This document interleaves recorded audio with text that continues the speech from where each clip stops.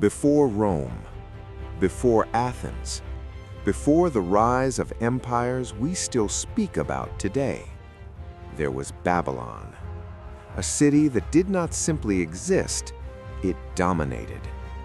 Rising from the fertile plains between the Tigris and Euphrates rivers, Babylon became the heart of Mesopotamia, a place where engineering, astronomy, architecture, and imperial power converged into something the ancient world had never seen before. This is not the Babylon of ruins. This is Babylon at its peak.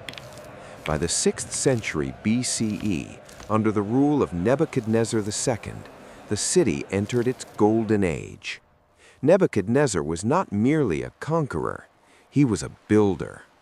After defeating Assyria and expanding Babylonian control across the Near East, he turned his focus inward toward transforming his capital into the greatest city on earth. What he created was monumental. Babylon was enormous for its time. Double defensive walls surrounded the city, thick mud brick reinforced with baked brick stretching for miles. Ancient Greek historians would later exaggerate its scale, but archaeological excavations confirm one undeniable truth: Babylon was vast. The Euphrates River flowed directly through its center, dividing the city into eastern and western districts. Massive quays, bridges, and embankments controlled the water. This was not primitive settlement. This was hydraulic engineering. At the ceremonial heart of the city stood the magnificent Ishtar Gate. Constructed of deep blue glazed bricks, the gate shimmered under the Mesopotamian sun. Reliefs of lions, sacred to the goddess Ishtar, marched across its surface. Bulls and dragons, symbols of divine protection, lined its towering facade. The blue pigment was not accidental, it was deliberate. This gate was meant to overwhelm. It marked the beginning of the Processional Way, a grand avenue used during religious festivals, especially the Akitu New Year celebration. Here, statues of the gods were carried through the city as citizens gathered to witness ritual reenactments of cosmic order.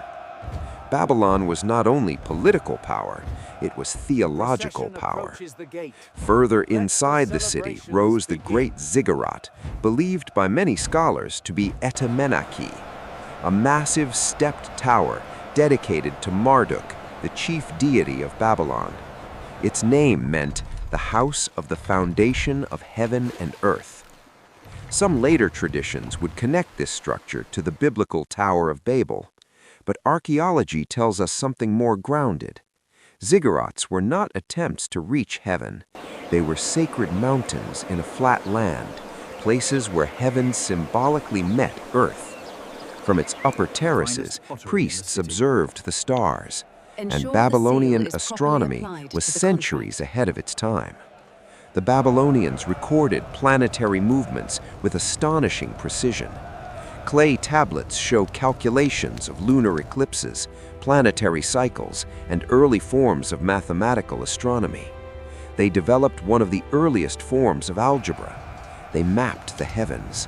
They measured time in ways we still use today, dividing hours into 60 minutes, minutes into 60 seconds. Modern civilization still echoes Babylon. The city was not merely ceremonial.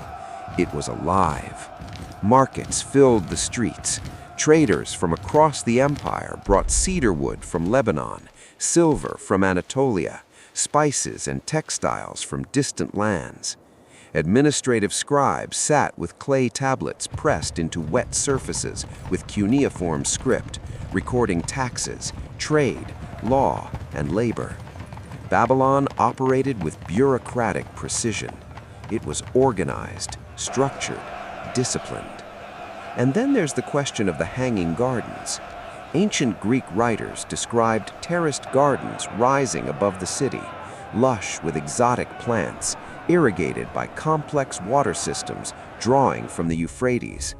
Yet no definitive archaeological evidence has confirmed their location. Some scholars suggest they may have been located in Nineveh.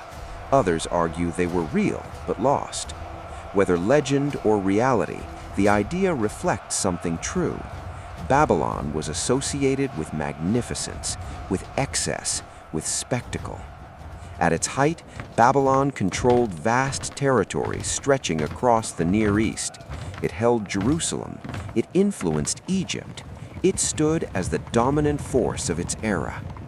Foreign envoys entering the city would have walked beneath towering blue walls, through gates guarded by mythic beasts, into a metropolis unlike anything they had ever seen. It was designed to project inevitability, to project permanence. But history is rarely permanent. In 539 BCE, the Persian king Cyrus the Great approached Babylon. Unlike the brutal sieges of the past, this conquest appears to have been swift. Ancient accounts suggest the Persians diverted the Euphrates River and entered the city with minimal resistance. Babylon did not burn.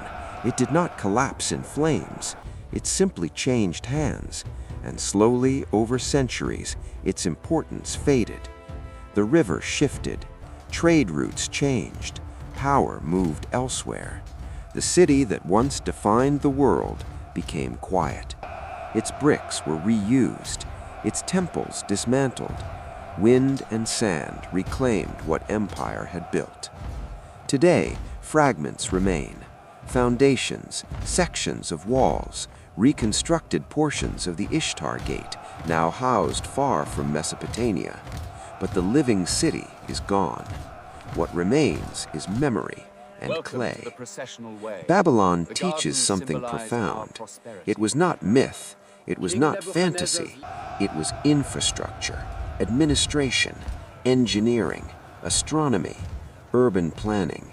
It was proof that complex civilization flourished more than 2,000 years before the Common Era. And perhaps that's the real wonder. Not that Babylon fell, but that it rose at all. From mud brick and river water, from calculation and belief, from ambition. This was Babylon, not the ruins, not the legend, but the city at its height, when its walls shone blue under the sun, when its priests charted the stars, and when the world itself seemed to revolve around its gates. If history has foundations, Babylon is one of them. And beneath the dust of Mesopotamia, its shadow still remains.